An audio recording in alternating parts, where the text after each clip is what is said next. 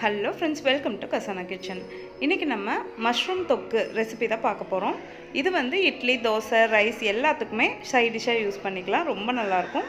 இப்போ அதுக்கு தேவையான இன்க்ரீடியன்ஸ் என்னென்னு பார்த்துடலாம்.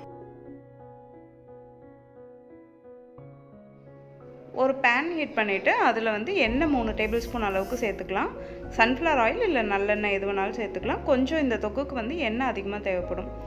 1/2 டீஸ்பூன் அளவுக்கு கடுகு, 1/2 டீஸ்பூன் ஜீரகம், சின்னதாக 3 வரமிளகாய், கொஞ்சமாக கருவேப்பிலை இதெல்லாம் போட்டு தாளிச்சிடலாம்.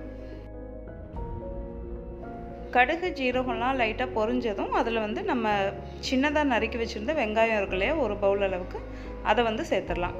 1 டீஸ்பூன் அளவுக்கு இஞ்சி பூண்டு பேஸ்ட்டு இதை வந்து லைட்டாக வதக்கி விட்டுக்கோங்க.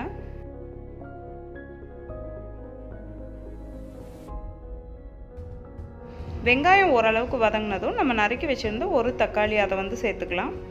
இதை வந்து நல்லா வதக்கி விட்டுக்கலாம். இப்போ இது கூட கொஞ்சம் உப்பு சேர்த்து இதை மூடி வச்சு நம்ம ஒரு 2 நிமிஷம் அளவுக்கு வேக வச்சிடலாம்.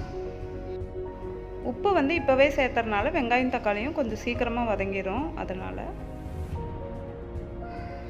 இப்போ வந்து வெங்காயமும் தக்காளியும் நல்லா வந்து சாஃப்ட் ஆயிடுச்சு, நல்லா வதங்கிடுச்சு. இப்போ தேவையான மசாலா பொருளை ஆட் பண்ணிடலாம். மிளகாய்த்தூள் 1/4 டீஸ்பூன், காஷ்மீரி மிளகாய்த்தூள் 1/4 டீஸ்பூன், கொஞ்சமாக மஞ்சள் பொடி, அப்புறமா நம்ம வீட்டில் அரைச்சி வச்சுருப்போம் இல்லையா மசாலா பொடி, சாம்பார் பொடி, அது வந்து 1 டீஸ்பூன் போட்டுக்கோங்க.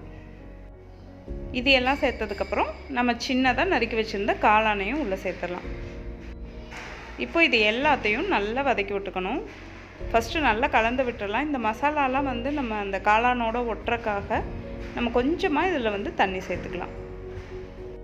கொஞ்சமாக தண்ணி சேர்த்துக்கிட்டால் போதும். ஏன்னா மஷ்ரூம் வேகிறப்பவும் அதுலேருந்து தண்ணி வந்து கொஞ்சம் வரும். அதனால் நம்ம கொஞ்சமாக சேர்த்துக்கிட்டால் போதும். இப்போ மூடி போட்டு ஒரு 3லேருந்து 5 நிமிஷம் வேக வச்சிடலாம். இப்போ மஷ்ரூம் எல்லாம் நல்லா வெந்து கரெக்டான கன்சிஸ்டன்சிக்கு வந்துருச்சு.